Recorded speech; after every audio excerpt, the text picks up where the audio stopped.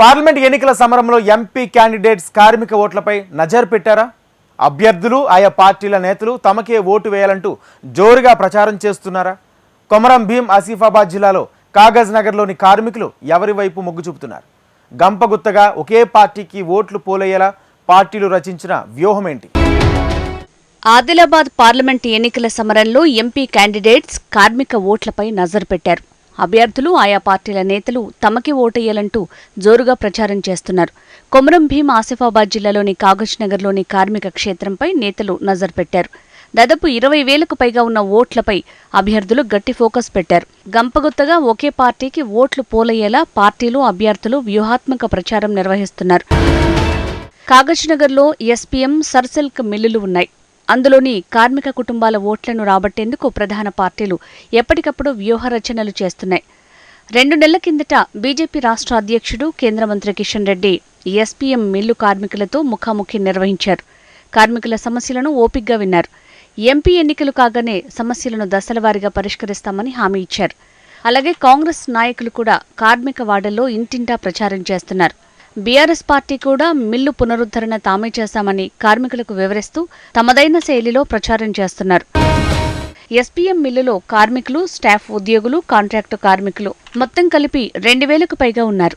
Kagaz Nagar municipality మండలాల్లో మొత్తం 90,875 మంది ఓటర్లు ఉండగా ఇందులో 12,000కు పైగానే ఓటర్లు ఎస్పీఎంలో పనిచేస్తున్న కార్మిక కుటుంబ సభ్యులే. అలాగే సర్సిల్క్ మిల్లు కార్మికులు కూడా 10,000 మంది ఉన్నారు. వీటితో పాటు మిల్లులపై ఆధారపడి చిరు వ్యాపారులు, ఇతర సంస్థల వారిని కలుపుకుంటే మొత్తం 20,000 వరకు ఓటర్లుంటారు. ఈ ఓటర్లను తమ వైపుకు తిప్పుకునేందుకు పార్టీలు తమ వ్యూహరచన చేస్తున్నాయి. ఎస్పీఎంలో ఆదిలాబాద్ ఎమ్మెల్సీ దండే విఠల్ ఆధ్వర్యంలో నాయకులు ఇంటింటా ప్రచారం చేస్తున్నారు. ఆత్రం సక్కుకు ఓటేయాలని కోరుతున్నారు.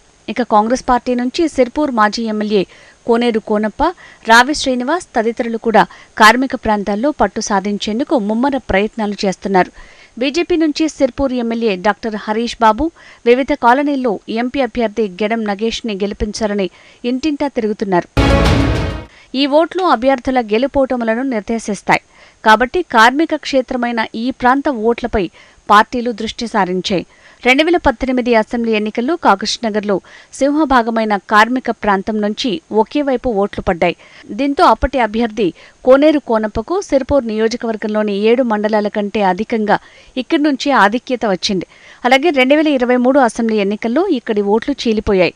ఫలితంగా ఆశించిన ఫలితాలు పూర్తిగా తారుమారయ్యాయి. ఈ గణాంకాల ఆధారంగానే అన్ని పార్టీల రాజకీయ నాయకులు కార్మిక ఓటర్లపైనే దృష్టి సారించారు. ఇలా గతంలో జరిగిన పోలింగ్ కంటే ఈసారి పోలింగ్ శాతం పెంచేందుకు అన్ని పార్టీల అభ్యర్థులు కృషి చేస్తున్నారు. ఇందుకు డిపార్ట్మెంట్ల వారీగా కీలకమైన వ్యక్తులు మంతనాలు కూడా జరుపుతున్నారట.